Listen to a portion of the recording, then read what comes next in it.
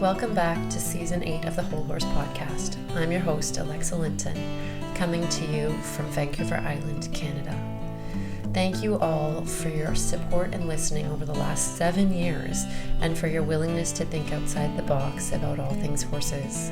This season, we'll continue to push the edges of our understanding of horses and what keeps them their healthiest and happiest, with the help of some very special guests, including some of my most important personal mentors. So happy to have you back and along for the ride. Let's get started. Hi everyone, and welcome back. We're here for the Whole Horse Podcast, and today we're sitting out overlooking the little makeshift round pen that I made on Raven Moon Farm here, and I'm with Nicole Jory. We're sitting in lawn chairs, you can picture it. It's a beautiful sunny day, and we're just going to have a little convo about hooves and feed and stress and all the things. Nicole is someone I go to for her in-depth knowledge of so many areas of horse care, most specifically hoof care. And it's one of the reasons that I chose her as my very, very first guest instructor online course for Outside the Box Equine, because I just know how thorough and well researched her information is and how many years of experience she's bringing to the table. And I just knew that what she was going to put together was going to be gold, and it absolutely is. So we're here today to geek out, get some answers on some things, and hopefully we'll cover some ground that will support you and your horses and their feet and their health as we go along. So welcome, Nicole. Thank you. Very happy to be here. Thanks for being here in the lawn chairs, overlooking the horses. It's definitely a good spot for a podcast. It's very nice out today, and very it's relaxing. Very relaxing, very chill.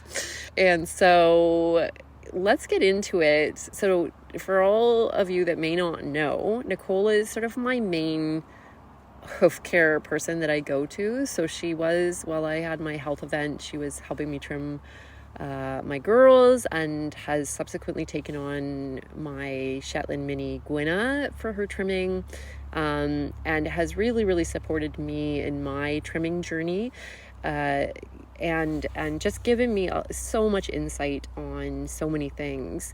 So that's just to give you a little bit of an overview why I have her here and why I want to share her with all of you, and all the amazing information she holds. So Nicole, can you give us just a Cole's notes on your journey to this place? I mean, I know it's been a long time with the hoof care and the hoof journey. Yep. But yeah, in this moment, kind of where are you at with your hoof care? Yeah. Well, I mean, I think the story is very common with a lot of hoof care professionals, where you start off having a horse of your own that had issues, and then over time, when you develop enough skill, people start asking you for help. So that's kind of how things started for me. You remember Rhiannon? Yep. And she was kind of, even though she wasn't the first horse that really got me interested in hooves, I was interested from the get-go. It was just a little side thing of mine. But I didn't know anything about trimming or anything until I actually had her. And she was, at the time when she was 4 years old, she was having all of these problems with her feet that didn't make sense. She wasn't even started under saddle, and there wasn't really any reason for these things. And when I would ask my farrier, other farriers, questions about why, I wasn't really getting a reasonable, logical answer of why. And so that kind of that was my first deep dive into hoof care. And I started online, even though there wasn't a heck of a lot of internet information back then, because that was back in the early 2000s. And I had a friend that was teaching hoof care stuff down in the US, Gwenna Santagate, and she was the one who first kind of pushed me on my journey to be a hoof care provider. And so I worked with Rhiannon, got her feet from being basically she was kind of diagnosed navicular. There was no x-rays or whatever, but that's what the vet was kind of thinking had happened, to being a sound and fine horse for the rest of her life. So yeah. It was just a bit of a journey. And then once a few people heard that I had made that progress with her, then more people started asking me for help with their horses, and I decided I was kind of in this crossroads in my life anyways about like if I wanted to do the regular professional career of just I always just did random stuff anyways, but normal non-horse people stuff versus the hoof care thing. And so I decided to take the leap and actually get some training. And so I've learned from various people along the way. It started off with Jamie Jackson and Pete Ramey, and then through Christina Klein, who I know that you've had on various parts of your whole horse apprenticeship and everything. And then, just from there, just bits and pieces from so many people. And so that's been about just over 21 years of nerding out about hooves. Yeah, like I have like my burning question is like, what is it about hooves? Like, I think for me, like, because I've got such a weird attention to detail. Yeah. And symmetry, and I think that just all that goes into it, because there's such a holistic part of the horse. And so you definitely can't ignore the feet. And there's so much a part of like what's going on with the horse. You either see in the feet, and so it might not even be a hoof problem, but you can still see it in the feet. Yeah. Or that can be solved by working with the feet. So I think it was just a missing piece that I think a lot of people aren't quite aware of. And that once you see it, you can't unsee it. It's like once you learn about the feet, and then it's just like, okay, well, this is such a big piece of it. So it's always just stayed with me. And I'm not one of those people that tends to stick with things. Yeah, but the hooves, I feel like there's something about it that just, it's almost like it's your little path in life is like, yep, I'm doing hoof care. Yeah. This is the thing. I'm I've just like diving down. I've tried to leave, but it just pulls you back. They're bringing you back. Yeah. Absolutely. Yeah, and hoof care for me is so interesting because, I am, as you know, I've trimmed Diva for the last long time now. I don't know, 12, 15 years. And I do it sometimes well and sometimes not so well. And her feet are like pretty forgiving with that. Whereas Raven, very different story, much less forgiving. And I thankfully am able to have Nicole come out and assess what I do. Last time I had turned around her previous advice in my head and was doing things the opposite way. Thankfully, Raven is okay. Everybody, she's figured it out. But I think there is something to that attention to detail, because I know for myself, I'm a big picture gal. Right. Oblivious to some pretty obvious things. And so like the other day when Nicole was helping me assess Raven, she goes, well, look at the length of this heel up into the bulb. And I was like, oh, that's something that I need to look at. Like, I didn't even know that was a thing that I should be training my vision to, especially on a horse whose bony structure in the hoof capsule and at the coffin and in the pastern bones is tricky. So for those of you who don't know, Raven has some pretty impressive side bone, as well as arthritic changes at the coffin joint and in the navicular. So things are funky in her feet. And so that little like, hey, look at this, was like, okay, that changes so many things just right there, right? And for how many of us as horse owners do we actually know how to read our horse's feet? So there might be things going on, or maybe not great farrier care that's happening, and we don't necessarily even know what we're looking at. Yeah. Do you find that often? Very common. Yeah. Yeah. I think that, and I also think that it's kind of like a newer trend, because I mean, maybe not, but when you were a kid, there was a lot of people growing up with Pony Club and 4-H, and a lot of people were taking riding lessons, and people would kind of have a basic knowledge of hoof care, even if it wasn't like super thorough. Whereas like I feel like now a lot of people are adult amateurs that are just getting into it. They haven't had that same exposure. They haven't had things drilled into their head about what to look for when you're picking up the feed and what thrush is and like all these different things. And so I'm finding it way more common that people just don't have the basic knowledge about hoof anatomy or how things are even going to look, say, like on a seasonal basis or whatever. Yeah, what's going to change. Yeah.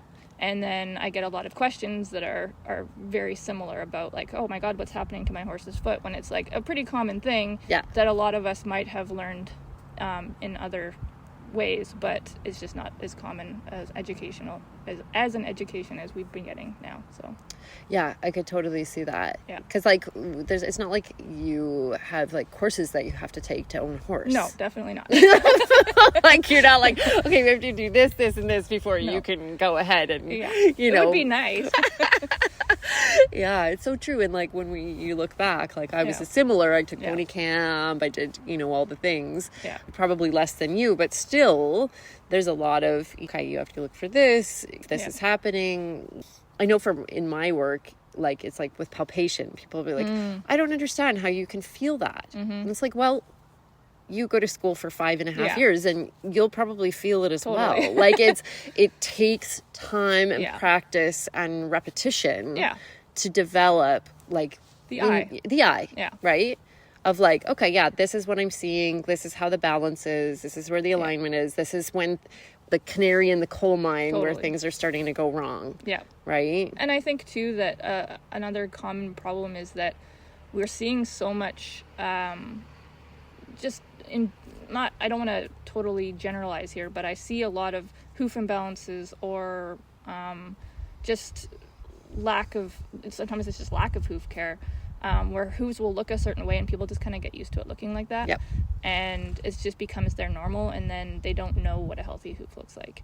And so, well, and honestly, like we see it in advertising and marketing. Like you look at some ads and you're like, they put that hoof in there. I remember going through like old like Horse Illustrated magazines and stuff like that for like the like paint on hoof stuff and everything, and you were just like, okay, I don't think the paint on is going to help that.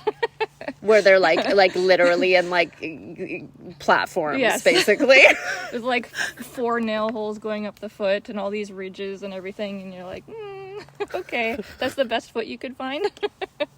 Can we do better? Yeah. So like it's like that, you know, kind of like translates into our brain as like that's normal, right? Totally. Yeah. Mm-hmm. Yeah. And I remember actually the very first Pete Ramey clinic that I went to, it was a ton of people there, and there was quite a few veterinarians, and they were talking about like kind of how little they learn in vet school about feet, and what they are learning from. They're learning from horses that are already pathological. They're not learning about healthy feet. And they would be doing cadaver feet that were already pathological. Totally. And so they just were only used to seeing things as unhealthy, and it wasn't giving them the same frame of reference of like even what they were trying to accomplish. Totally. Because they weren't ever seeing nobody calls the vet because their horse's feet are healthy. No. Or the farrier, well, I shouldn't say that. Nobody calls the vet if their horse's feet are healthy. And if you're not seeing, like for radiographs and all that kind of stuff as well, it's like you don't typically get radiographs done on healthy feet. Completely. And so if you aren't used to seeing healthy radiographs, how can you compare that to unhealthy radiographs? And a lot of those things. And so some of the vets had actually, spoke up during the clinic and said, this is like blowing our minds because we just aren't used to seeing what healthy, well-developed feet look like. Wow. So that was a bit of an eye-opener, a bit of a shocker. Well, and it's interesting because I think back to like osteo school, and one of the things that was really drilled into us is that like look for the health. Yes. Right? Like don't look for the disease, don't look for the pathology, because you'll find it, or you'll it shifts the vision that you have of the other things, right? Like perspective. Yeah. And then like how are you supposed to find that healthy place if you don't really know what you're looking for? Yeah. Okay. That's really great. So for those out there, what are some of the what are like the 3 most common things that you see that you're like, ooh, like kind of across the board that you're like, whether it's high heels or high low or whatever. Right. Yeah. Actually, probably the most common one, and I mean, this is probably going to be somewhat environmentally just because we live in such a wet environment. But Totally. thrush is the most common. Most common, absolutely. Yeah, and even what thrush looks like, most people aren't even aware of. All And the where different... thrush can be. Yes. How it manifests. And the difference between, like I say, a surface thrush issue and a deep central sulcus thrush infection or deep white line disease or any of that kind of stuff. That's something that I see a ton of. I mean, it doesn't even have to be during wet season. We can still have like dry season thrush and everything. And then what causes it, how to treat it. What to look for. Exactly. Because it's often hidden, right? Totally. Like, literally, that is what thrush is. It's like, I'm just going to be in this hole here doing my thing. Anaerobic bacteria. So it likes to go where you can't see it. So, yeah, no. And, like, people will often go, well, my horse's feet don't smell, so there's no thrush. Totally. And that is definitely not the only indicating factor. So, yeah, thrush is a big one.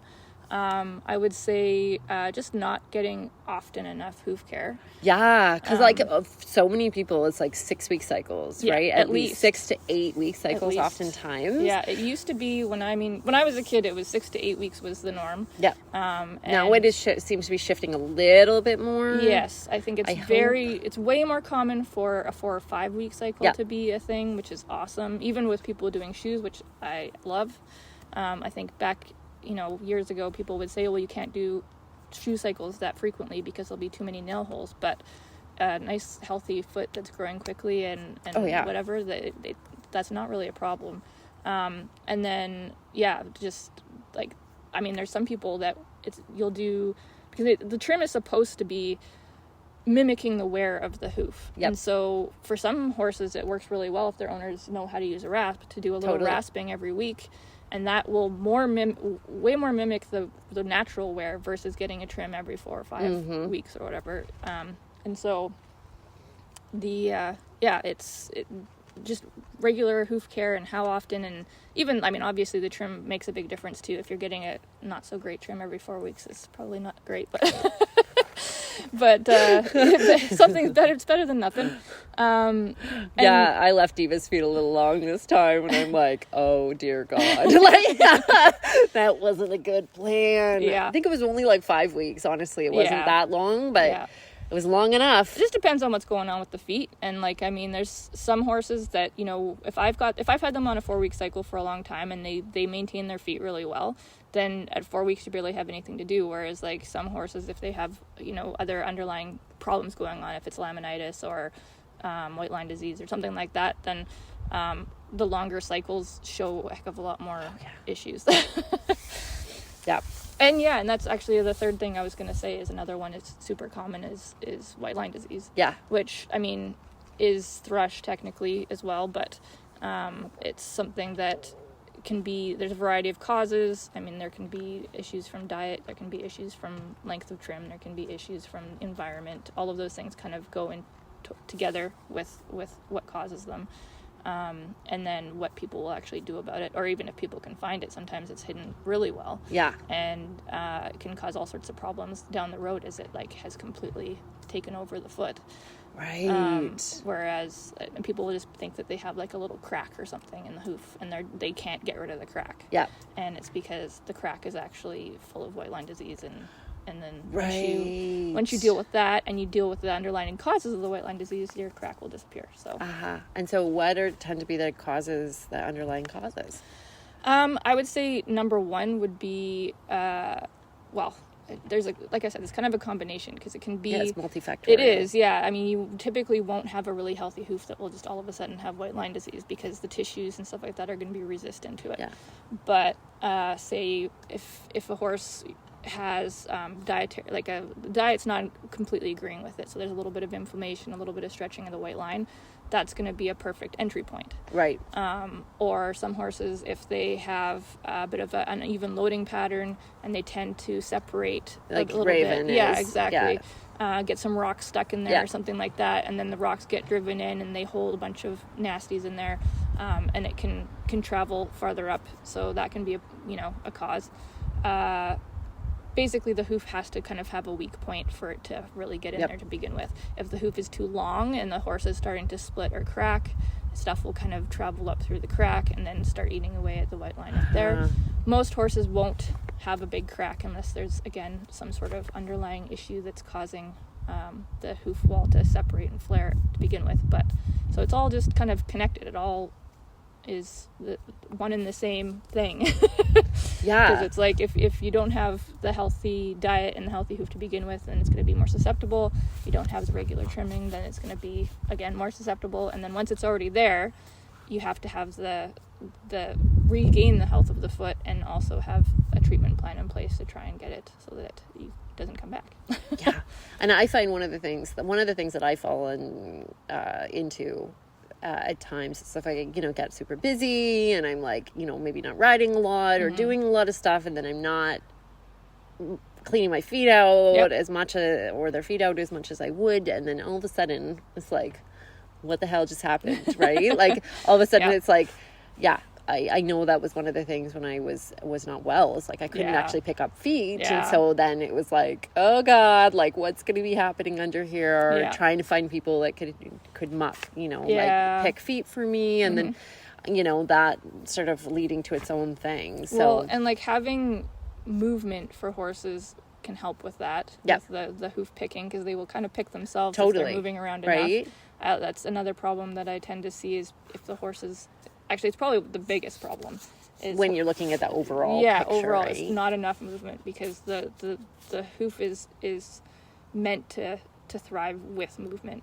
And so if they're not getting enough, and say if your horse is standing around, and if it was in your case, if the horses were standing around in a small paddock, that they weren't able to release the hoof from all of the crud that they were building up and just sitting there, the feet just rot.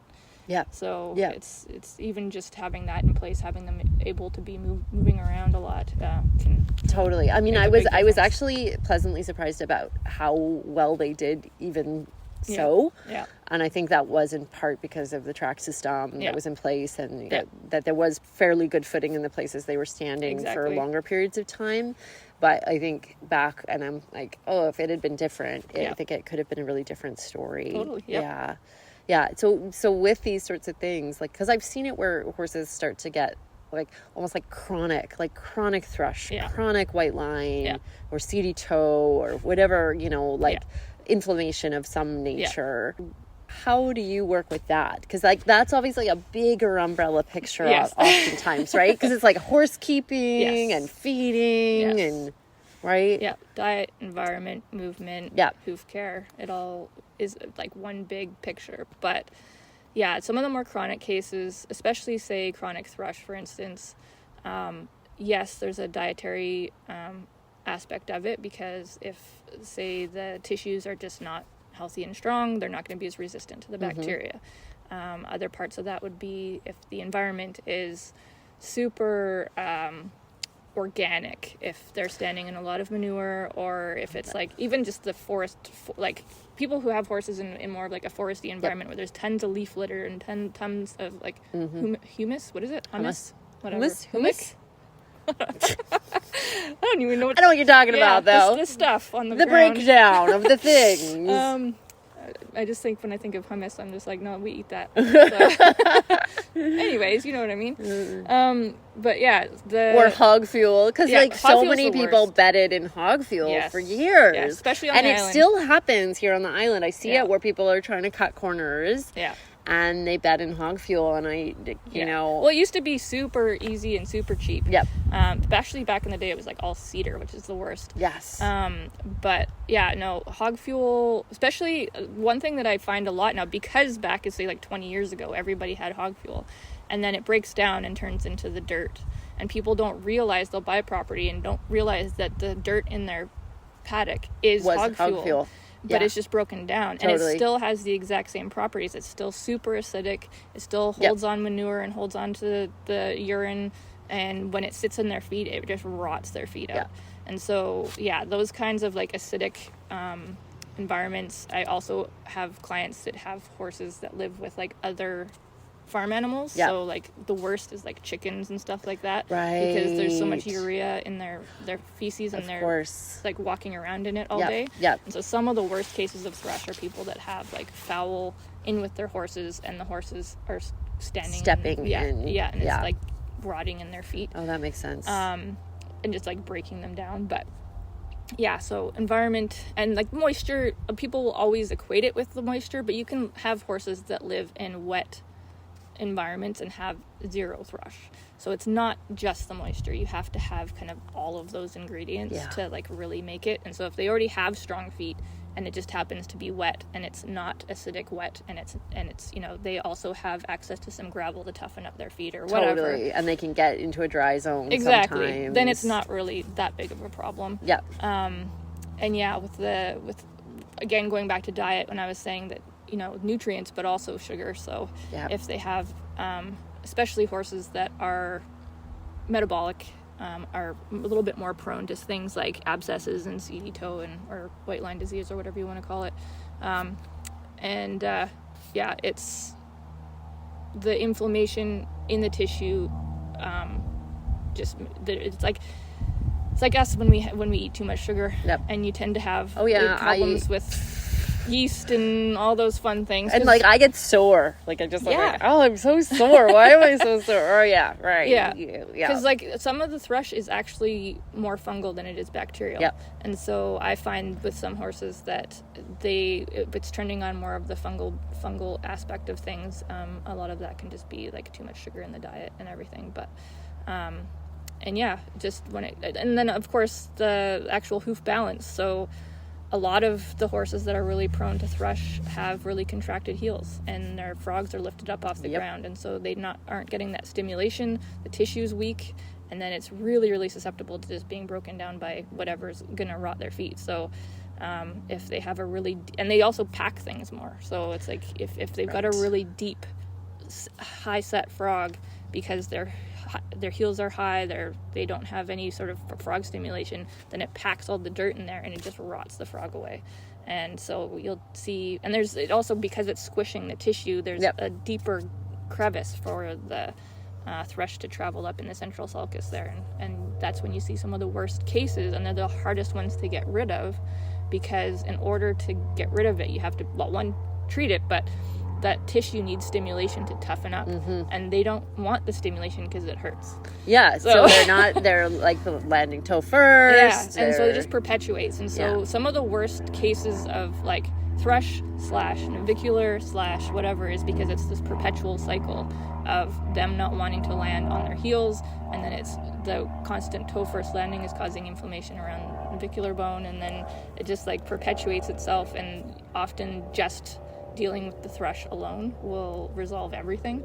But it's a nasty creature, right? And I imagine that some of those cases might be the people that, or not the people, but the cases where it might be recommended to like have this type of shoe and this type of, because we want them to not be footsore, and which takes the frog even further away. And I think that thankfully the trend now is going towards more packages with frog support and dental impression materials and all those kinds of things, because people are finally realizing that you can't just leave the frog out of the equation, because then you end up with all of these rotten frogs.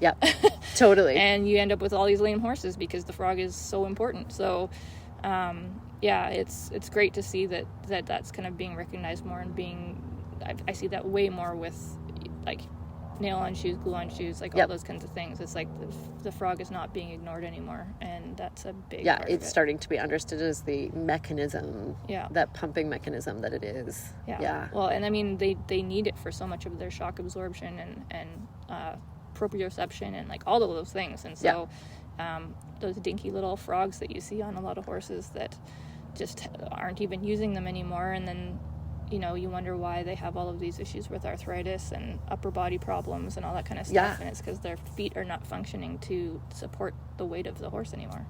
It makes total sense. I mean, when I work osteopathically, the feet are like, it's like one of the main pumps for the vascular system in the whole body. It's just through the feet and up, right? And we don't even have the same mechanism that horses do. I mean, their feet are especially developed as a pump. And so it's, in order for the circulation to be moving through the legs, they have to have a proper landing and be using all of those tissues. And all those tissues develop vascularly with movement. And so not enough movement, not enough vascularization, and then it just snowballs from there. Yeah, things start to break down pretty easily at that point, I imagine. Yeah. Then you add like diet stuff or whatever on top of that, lack of movement. Yeah. I mean, some of the worst like contracted heels I've seen are in horses that as foals weren't getting enough hoof care, and or enough movement, or both, and they developed, you know, really long contracted feet, and then they didn't get proper hoof care until they were, you know, going to be started, which is way too late. Yes. And then all of a sudden these people are, you know, they start their horses, and by the time they're 6, they're lame and with that, you know, navicular diagnosis or something like that, but it's like they didn't ever have a chance because they didn't have... The hoof care was not there. It wasn't there, and they didn't develop the hoof that they needed when they were young, and by the time, you know, it's too late by the time they're... When would you recommend like a first trim? 4 weeks. Wow. Yeah. Okay. Yeah. I've never had foals, so I'm totally oblivious to this whole world. I mean, it's even if you're not doing a ton, I mean, some foals grow really fast, and their feet are changing so rapidly because they're growing and they're moving, and they're, you know, and there's so many issues with the, you know, development of the leg and the straightness of the legs and the body and how they're moving, and when they're developing a chest or like all those kinds of things just changes. Well, and like, you know, front to back and front to back, they're doing this little seesaw of like a growth pattern, right? Yeah, and so things are constantly changing, and it's a really good idea to always keep your eyes on the hooves and help them develop the best that they can as they grow, not allowing things to just kind of go sideways and then, you know. I mean, how many horses do you hear? Well, he was unhandled until he was whatever. Yeah. And then we pull them in and off we go. Yeah. Right? Yeah. And I mean, if they're living on a giant acreage and getting tons of movement and whatever, sometimes that can be more than enough. But even just having people that have eyes on them regularly, even if you're not doing anything, even if you're just, you know, looking at them every 4 weeks, it's better than just turning them out and not looking them for... Well, because, I mean, realistically, how many people, even if they're turned out on a large acreage, it's not going to be what they would need to actually, like, wear the foot. No, I mean, it really depends. It really depends. But, I mean, I've seen some cases where, you know, a horse will come in from living on the range or whatever, and, I mean, most of those cases, the feet do not look good. No, totally, right? That's the thing. Like, even then, it's still like, ooh, boy, that needs some support, right? No, some of the worst feet I see come from, I'm going to call out Alberta, I'm sorry. Just because a lot of people, they'll have their horses, you know, live out on the range for the first, you know, couple years. And then people ship them to BC to be like started in riding horse and all that kind of stuff, and because they haven't had regular hoof care, the feet didn't develop properly, or they have all of these kind of pathologies already, and the horse hasn't even been started yet. And so when I see those horses that have been ignored until they were ready to go, they're not usually the best feet. Yeah, I can imagine. Yeah. I'm super curious, actually. That brings up so many little questions about, like, you know, kind of feral, wildy horses versus, like, domesticated. Like, I imagine that in domesticated horses, I mean, this is just my wild imagination, and it may or may not be true, but that they may have more of a necessity to be trimmed regularly. I'm not sure, though. Yeah, I mean, I think it really depends on the environment. Yeah.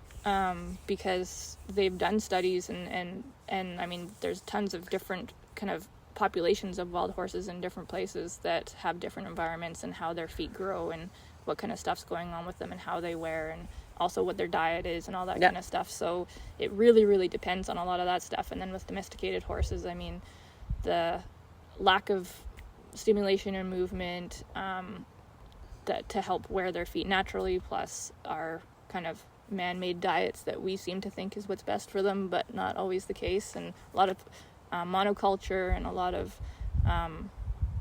just gut health issues and stuff like that. I think that's a huge contributing factor to a lot of hoof problems. So we kind of hope we're doing our best, but it makes a big difference, all that stuff. Yeah, totally. I mean, like, I look even here at my herd of 4 here, and like 3 of them currently are dealing with gut issues. Like, it's just like, and I know some stuff, right? And I'm like, they're on a track system, they're doing, you know, like, they're moving, they're eating 24/7, all the things, and still, right? Like, it's so rampant Yes. that horses are dealing with. I think it's rampant that all of us are dealing with that I stuff. think it is rampant. I think we're dealing also like the gut stress connection, all of that. It's like, holy, like how much this is impacting all the other things, right? Exactly. Yeah. I think there's so many factors going into what gut health is, and we're just sort of starting to learn. A little scratchy the surface. Yeah, about all of the things that we've been doing to damage it. Yeah. So we're already pretty far down the path, potentially. Yeah, and so it's like, where do we go from here now? Because like, where do we even start? Well, and it's tricky because in my mind, you know, I'm looking more in this ancestral space of like, what is passed down? Like genetically, what are we what cards are we dealt? And I remember when I was growing up, it's kind of like a bit of a graphic story, everybody, but you know, my digestion was the shits, let's just put it that way. And in my family, it was just completely normal. Right. Yeah. Like, it was completely normal for me to put food in my mouth and for 20 minutes later for that food to be not in my body anymore. I mean, that's probably not what was happening, but that's what it felt like. Yeah. Well, I was the opposite. So. Right? And it was just like, you know, my parents were like, yep, that's just how we are. And I'm like, later looking, like, it's not good. No. That's like, I basically had chronic IBS for like most of my childhood and teens. So did I. And did not know that was the case. And I think many of us do. Yeah. And I wonder the same with our horses. And that, you know, then I look at my parents and I'm like, okay, yeah, they have digestive stuff. Yeah. And my sister, you know, my one sister, and like, I'm like, it's definitely, there's a genetic component to, I think so. You know, whether it's like, just like the stress that we come in with or whatever we want to think. But like, you know, I do wonder that with horses is like, if we've got, you know, maybe a cumulative multi-generational digestive, I think the microbiome, I mean, it's getting passed on from completely, generation to generation right? as well. So like, if whatever's going on with your parent, well, your mom, is going to be being passed on to you, and from the genetic perspective as well, and like what we are eating, and then like basically like with the microbiome that we're creating, and then not being able to tolerate outside of what our microbiome can handle. So I know. I think that's one of the big problems with the monoculture stuff that we're feeding a lot of horses, because they are meant to be browsing on so much different all stuff. sorts of stuff. Yeah.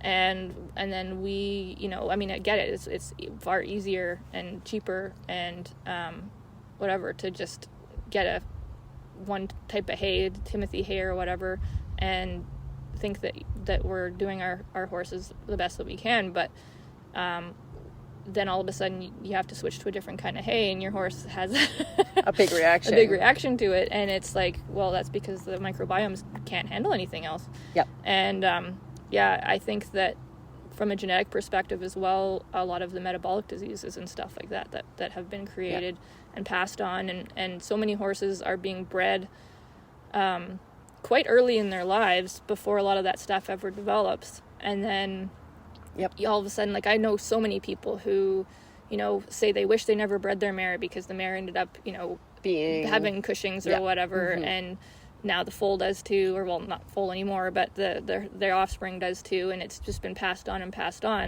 and it sucks that we don't have the ability to kind of foresee that these horses are going to have these problems, but the mass production of horses, especially back in like the 90s and a little bit earlier than that and stuff like that, so many horses were being pumped out before we even knew what was going on with them. Totally. And then all of these genetic issues are being passed on, and now in our generation of horses, it's just rampant.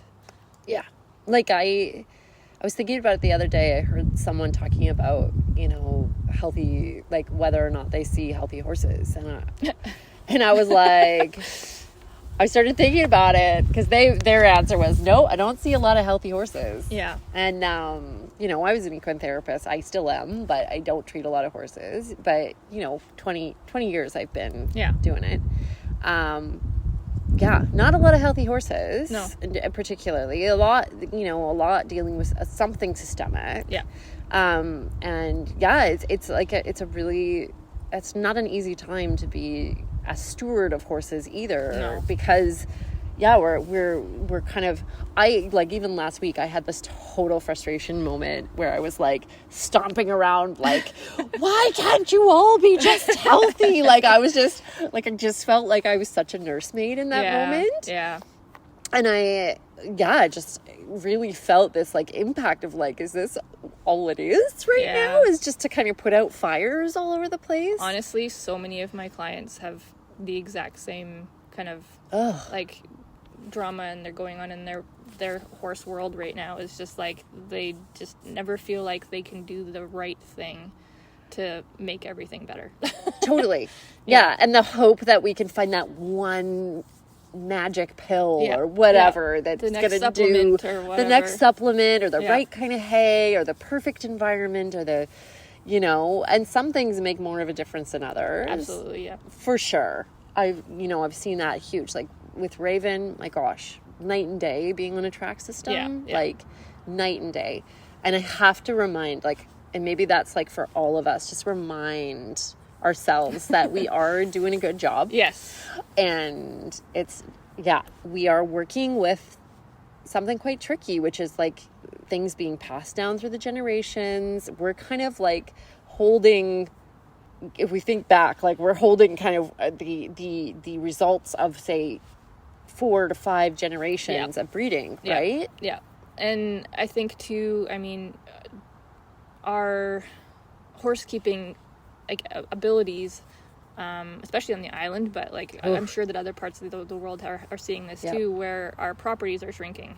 Yeah. And our ability to give our horses more turnout. And I mean, there was quite I don't know what the word, epidemic of like people keeping horses in way too small of areas just because they wanted to have as many horses as they could on a small piece of land. Yeah.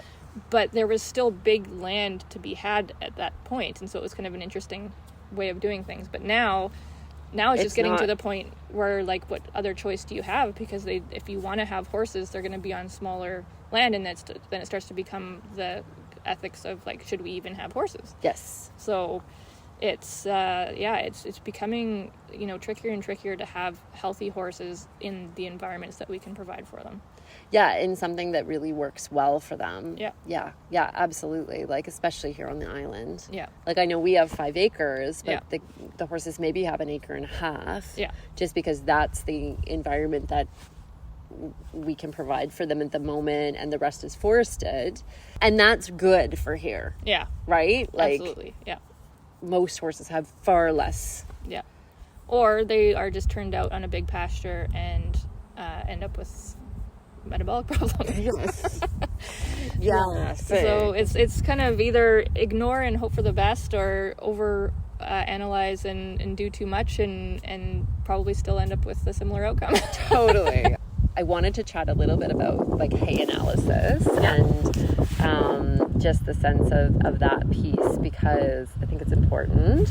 And I think for a lot of us, we kind of look at a hay analysis and we might understand certain parts of it, but not all. So can you give us a little rundown? I know this is not your like full area of expertise, but I want to kind of pull together the hoof stuff and the hay stuff here, because it is really critical. Yeah. I mean, hay testing is just more information for us to be able to make good decisions. I think that it's really important, especially for people that have metabolic horses, or horses that hay, like PPID, EMS, but also there's like PSSM, MIM, other things that, you know, it's critical. But even just for the average horse, too much sugar is not a good thing. Yeah. So knowing what is in your hay, and also protein levels and all those kinds of things. So I mean, when it comes, there's kind of different schools of thought when it comes to sugar, carbohydrates that you would see on a hay test. Some people will go by the WSC plus starch, and then other people will go by the ESC plus starch. Yep. The big difference that people are going by is because the WSC includes fructans, which some people will argue that does affect the basically with laminitis and such, and other people will say it doesn't. Right.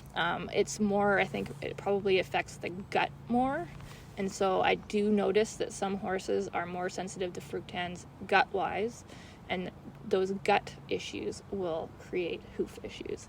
So I think it could be a horse-to-horse case. What's going on with your horse? If your horse is already prone to having gut health issues, maybe pay a little bit more attention to the WSC. And you would want the WSC plus starch typically to be under 12. And then for metabolic horses, the ESC plus starch, which will always be a lower number because ESC or WSC is ESC plus a couple of other factors. So you'll always have a lower ESC, but you typically want your ESC to be 8 to 10% for a metabolic horse, plus starch. So those two numbers together, you don't want it to be over that.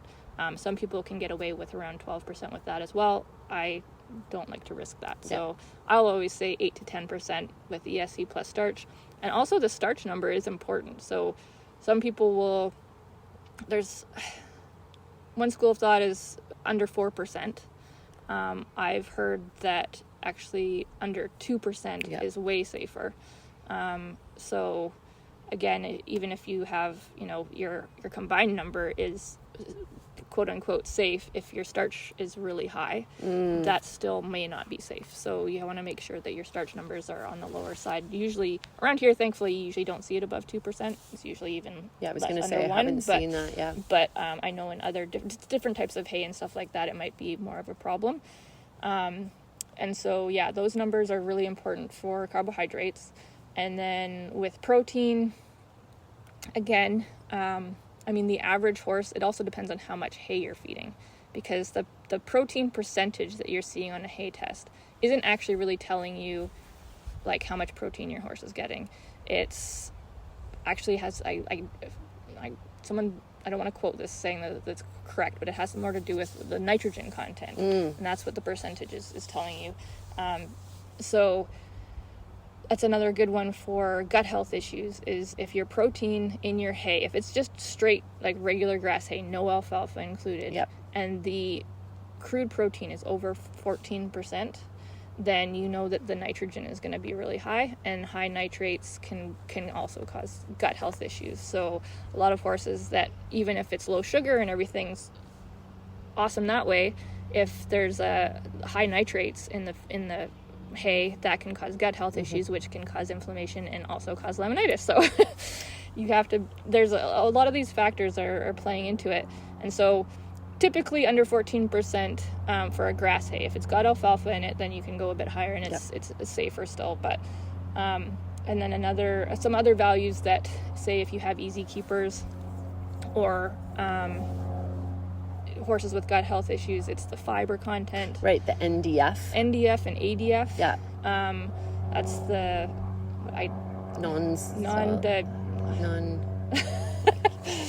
it's acid determinant fiber, and I don't know. Anyways, we'll just not try and figure that out. We'll just use the acronyms. Yes. So the ADF and NDF can be quite relevant for animals that don't have a high tolerance for too much fiber, or the opposite, need more fiber in order to keep things regular. So if you are having a horse that is having issues with gut health issues with either fecal water or diarrhea, or even impaction or any of that kind of stuff, paying closer attention to what the fiber is important. I can't remember off the top of my head what the actual percentage numbers are, but the higher the percentage of fiber, the coarser typically is. And there's a certain kind of level where it's like, I think with like one of them, it's like over 65%, and it's basically just straw, and they're probably not even going to be interested anyways. But it can be like a good chewing hay, but you're not going to get a lot of a filler. Yeah, you're not going to get a lot of, and they might not even want to eat it. A lot of the times people will buy this hay thinking it's great because of low sugar or whatever, and then they didn't pay attention to the fiber content, and the horses won't even touch it. So that is definitely something to pay attention to. And there's some good websites online. I think Mad Barn has some great has a great link on to the hay analysis. Like reading your hay analysis and finding out what those percentage numbers are. And then also your calories. Yeah. So looking at your calorie content, if the calories are, if if all the numbers look good, but your calories are quite high, usually that's not the case, but whatever. So usually a good number is under 1, mcal per kilogram or per pound? Okay. Per pound, yeah. Under that is like pretty good. Over that is more of a high calorie hay. Yep. So if you have an easy keeper, if you have an easy keeper, then you would want the lower numbers. If you have a harder keeper, then a higher calorie hay, as long as it's still within the healthy sugar numbers and all that kind of stuff, might be helpful. But yeah, you don't typically see a higher calorie feed that is like high in protein and high in sugar. But Yeah. and then also too low of protein is also. I was going to ask about that, because I know that was something you dealt with. Yeah, I mean, if you're also feeding other things that are, you can add, like, say, because I mean, not all proteins are created equal, and so there's, your amino acids and stuff like that you want, that some certain types of grasses and hays and stuff like that won't have. So needing to include those with some sort of supplement or some other sort of form, regardless of even if your hay does have good protein. But yeah, if the protein is, say, I would say under about 8%. A lot of our local hay here will be 6%. like 6%. And what ends up happening is the horses tend to, if they're protein deficient, they tend to want to eat more. Yeah. And so they will gorge themselves because on they don't the hay. get full. Yeah, and then they end up getting I know that feeling. Yes. I'm a protein girl. And they will end up getting quite the hay bellies, or very bloated, or they might start having gut health issues because of all the amount of like hay they're just stuffing themselves with. And they could be getting too much sugar from eating too much hay, because it's not even just what the sugar amounts or the protein amounts are in the hay, but how much of the hay they're actually eating will also relate to that. It's like you could have 1 chocolate bar, or you could have 10 chocolate bars. So totally, it's if they're eating a ton of it, trying to make up for that protein amount, then they're still going to have higher sugar in their diet. So it's having a higher quality hay that they're getting all their nutrient requirements met. They typically don't gorge themselves on it. Not always. There's definitely some metabolic horses that say have had, food aggression issues or whatever, starvation in the past, where they're just like have to eat all the things all the time. You're still going to have those issues, but typically you'll notice that horses will slow down a lot more on a higher quality hay that has all of the nutrient needs met than something that is lower quality. The lower quality stuff can be good as filler again. Yeah. So it's like, you have your higher quality stuff and they're getting all their needs met, and then you give them some other chewy hay that doesn't quite meet all those needs, and that can just be something they pick at when they run out of the good stuff. And quite often they don't want to eat that stuff anyways, because the good stuff is the good stuff, and so they'll eat all the good stuff first, and then they'll just kind of pick at the other stuff. But it's just good to keep them busy. So. Yeah. What's your thoughts on mixing hay? Because I'm like a bit of a hay alchemist, and I'm like, okay, so this has this much protein, and this has these much sugars, and I think it's great. Yeah. I think it's great because it's great to have all those different types of grass. I think it's good for the microbiome to have different types of, because like there'll be different levels of fiber in the different hays and stuff like that, and it just promotes a healthy microbiome. Gives them all of that variety, and if you can, sometimes people can't get something that's low enough sugar, but they can get some hay that's low enough sugar, and so you can kind of mix and match and kind of balance your hay that way, so that altogether it still ends up being within the required amounts, but one may not meet the needs and the other one, together they're fine. Well, and I've found sometimes like lower sugar hay, for example, not so tasty. Yeah.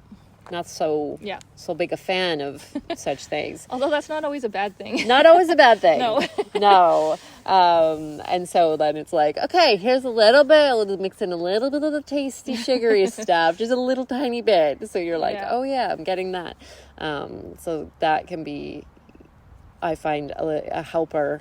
Yeah. And I don't mind that they're not eating so much, right? Quite often I'll have clients who are just like, my horses won't touch the low sugar feed and I don't know what to do. I'm just like, that good because they're all really fat and they need to completely, right? It's like, it's not the worst thing ever. If they're only picking at it and just, eating very slowly, I am not concerned. No, exactly.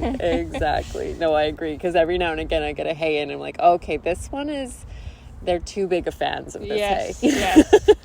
Yeah. Well, and I mean, I've been really lucky. I mean, where I keep Skerner, we get some pretty good quality stuff, but it's all of it's low sugar and all of it's good protein levels and stuff like that. So it doesn't really matter if he's eating more of one or the other or whatever. But yeah, they've just, he's got a big variety and he, because of and this is really interesting, because of the herd dynamic of all the horses there, he isn't overeating anymore, even though he still has free choice hay. Yeah. But he's not stressed, so he's not stress eating, and all of the horses kind of dictate where they're kind of hanging out and stuff like that. And so if the other horses aren't hanging out in front of the hay bag, well, then neither is he. Yeah, and so completely, right? It's completely changed the whole dynamic he has with food. And his gut health has completely changed, his body composition, like everything. Yeah. Well, it's kind of like us. It's like how many horses eat for other reasons boredom, besides the fact that they're hungry. Yeah. Right? I would say probably just, boredom, stress. Again, if their nutritional needs aren't actually being met, so they just feel like they need to gorge themselves and all those kinds of things. Yeah. And I see a lot of fat or if horses, they feel like they're like not getting enough, like if you have a horse that's not getting 24/7 feed, and then that food comes, however many times a day, and they're like, you know, right? Yeah. The food anxiety is big. Yeah. So, and I'm sure you see the impacts of that at times as well. Hey? Yeah. No, I definitely, actually, one of my least favorite things about working with horses that are not getting, at the very least, I don't necessarily think that all horses need to have 24/7 hay. I think that there's a lot of situations where, they can go a few hours without the hay and it's not going to cause any problems or whatever. But the horses that are only getting, 2 or 3 meals a day and they finish it within, the first 2 hours, and then they're standing around until their next meal. And then you want to do things like ride them or have a farrier come and work on them or any of that kind of stuff. Thanks, right. Then they're not focused on what they need to be doing at all, and you're going to end up with all sorts of issues because they all they can think about is their food. And so I definitely have that problem where it's like I'll plan my trims around like their meal times and stuff like that, because it's like, okay, if dinner time's at 5, I'm not coming at 4:30. Definitely not. And like the best times to trim are usually like after the morning breakfast when everybody's chill and nappy. That is an awesome time, like 11 o'clock-ish. Yeah. If it's just right now the weather, I have to do it early, but in the winter it's like, I'll come around after breakfast. That's like prime trim time. Full on. Oh, amazing. Well, we're getting towards our hour here, which is incredible. Wow. Just filled that up like no prob. So let's just chat a little bit more specifically about the course. So for anybody that's interested, just giving us like a little rundown of what's going on in there. So Nicole's created this amazing Hoof Care Fundamentals course that's available at Outside the Box Equine. Yeah, what's going on in there? You went back and had a little look. Yes, I had to remind myself what I wrote. I finished the course earlier this year, and basically why I started it was because, and something we've already touched on here in this podcast, is that the general education for a lot of horse owners about hoof anatomy and hoof care is kind of not quite up to par when it comes to being able to recognize issues. And I get a lot of frustrated horse owners asking me a lot of the same questions, and so I wanted to put something out there that was going to be kind of a good all-encompassing course that doesn't talk about trimming per se, but talks about everything but. So if horse owners have questions and see things that they're unsure about, they can actually reference the course and have, and it's not to take the place of their hoof care professional or their vet or anything like that. It's to kind of supplement and be like, okay, if you're seeing these problems, what are the questions you can ask your professionals, and what kinds of things are normal, what things are not normal, what the anatomy of the horse's hooves and all the internal structures and what they do, so that, when you're seeing these problems, you can kind of have a general idea of what those problems actually mean for the hoof. And then there's also some chapters on preventative care, how you can develop a healthy hoof without having all of those problems. So like recognizing problems, preventing problems, and I just really wanted to help horse owners feel a little bit more empowered to ask their hoof care providers and veterinarians questions when they're having concerns, and being able to look at, I've got tons of pictures. That was kind of the one thing that I wanted to make sure I had lots of pictures. It's true that there's a lot of pictures.